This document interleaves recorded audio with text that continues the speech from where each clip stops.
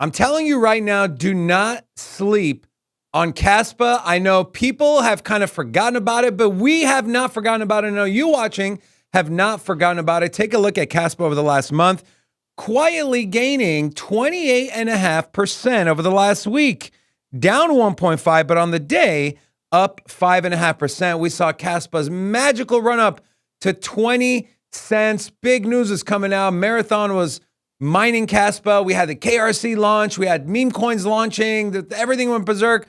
And then everything started to kind of quell down, or at least the narrative and the excitement. You should be more excited than you've ever been on everything happening in Kaspa. If you were excited about Kaspa 3 months ago, why would you not be excited now when we have 10 blocks per second around the corner? We have the team working so hard globally to expand the reach and brand recognition of Kaspa and what they do. You have the key initiative, you have other initiatives working, you have the ecosystem is starting to grow. The KRC20 token standards. We're starting to see some DEXs. We're starting to see some DeFi applications. And that is just the beginning.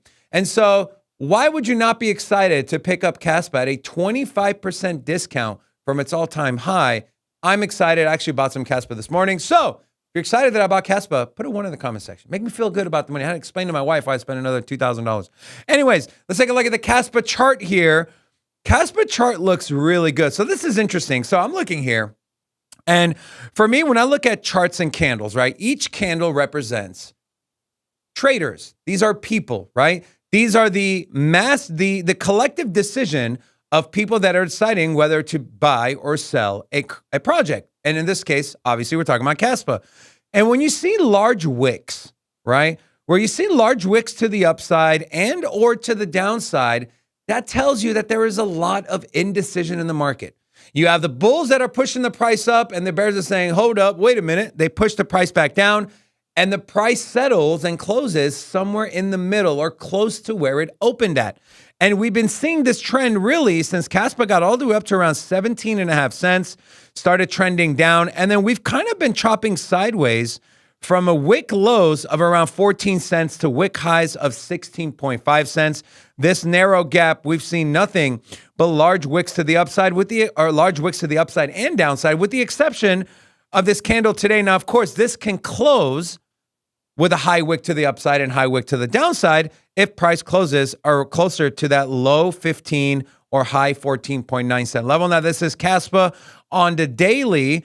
This 17.5 cent level is where we've kind of put our resistance at. This has been on here for the last 2 to 3 weeks, and it has held true. As you can see, Kaspa just cannot break out of this 17 cent region after the last time it broke it, which was back on, this was July 15th, on its way to its all-time high. 1, 2, 3, 4, now 5. We've essentially had 5, a quintuple top. I think that's the word, quintuple. A quintuple top, but you know, the problem here has been we have not really seen any volume into these moves. When we look at here, we saw volume breaking out of this. Now we come and try to retest, volume is low. We come and try to retest, again, low volume, and it's happened almost every single time. Are we gearing up for not only a large move up, but a large volume spike? We take a look at the 1 hour, right? Kaspa's been trading in a pretty tight range, although it has been trending downwards, essentially creating a falling wedge, as you can see here on the 1 hour chart for Kaspa. And so these typically do break to the upside, right? You're making lower lows and lower highs. Again, we need that volume to come in. I'm going to get rid of these drawings and I'm going to throw on the Bollinger Bands. These tell us, is there volatility coming for the KAS token? You can see here on the 4 hour, the bands are starting to get tight. And anytime these Bollinger Bands start to tighten up, we do see subsequent moves, big moves. Now, whether it's going to be to the upside or to the downside, that remains to be seen. But we do know a very strong bullish momentum indicator is our liquidity flow index, which shows us that the sentiment has crossed a midline. Now, typically, I've backtested this. Of course, nothing is 100% accurate, but typically, when this thing breaks the midline to the upside, price will follow. So it's a precursor, so to say, and vice versa is true as well. When we break the midline to the downside, price starts to fall. Now, again, we have been chopping sideways, so I would expect this price move to be to the upside. And again, The key level we're looking at here, my friends, is that 17.2 cent level.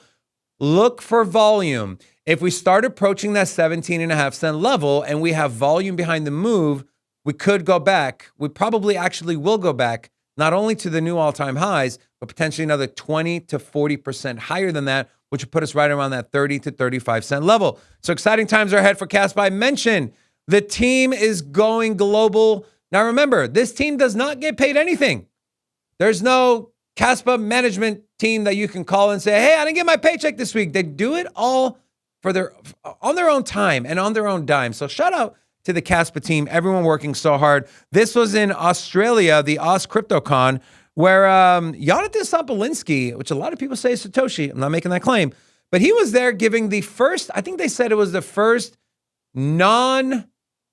how do I word this correctly? The first event he was at where he was not teaching something. He was asked to speak from a technical level. He was there to support the community, to support the network, and it was awesome to hear from him. Energy, creativity, and a growing community. Day one has been an amazing experience. The booth has been constantly full. Not surprised at all. There you have people like Chad. You have Shy here, of course. Shy and his cat has gone completely viral. The largest meme coin on the Kaspa network. So shout out to the team for continuing to bring eyes and ears to Kaspa and the entire network. We also have this from Kaspa Key. The wait is over. The Key Academy guidelines are finally here, and so is the application form to join one of the Academy's 4 programs. They're going to keep the guidelines simple, fair, and transparent. If you've been working on a project or idea built around Kaspa's technology, now's your chance to take it to the next level. So, if you're one of those people, you can go to Kaspa, K-I-I, on X, and it'll have the link there. You can click on it. You can submit your application. So shout out to the Kaspa Key team. Also, important for the Crescendo hard fork, which is going to bring 10 blocks per second. I've seen they want to get to 250. That's absurd. 250 blocks per second. I don't even want to begin to explain how absolutely impressive and massive that would be. Let's start with 10, which Crescendo should be coming in the first half of next year, as far as I know, tentatively. This from Kaspa's main handle, calling all testers they're running a testnet 11 node. We will soon put up a testnet only release for TN11, which will hard fork the network to include KIP 9 and KIP 10 consensus changes. The Discord channel is linked there. This is a new testnet release. Will include all the optimizations and improvements the Kaspa dev team has been working on, allowing them to determine the minimum recommended node spec for their 10 blocks per second. So things are in motion. Things are starting. Also, the tentative target right now is December 1st. So in just 5 days, 4 to 5 days, this is going to be happening. So exciting things are happening. Again, I say to you, if you were excited about Kaspa 3 months ago when it was at 20 cents, you should be even more excited now, because guess what? You get the same project, I can argue an even better project at a cheaper price. So if you're a fan of Kaspa, we have an entire Kaspa playlist. Make sure to watch it. Also, subscribe to the channel, ping the notification bell, and come check out our live show Monday through Friday at 2 p.m. Eastern Standard Time. We'll see you in the next one.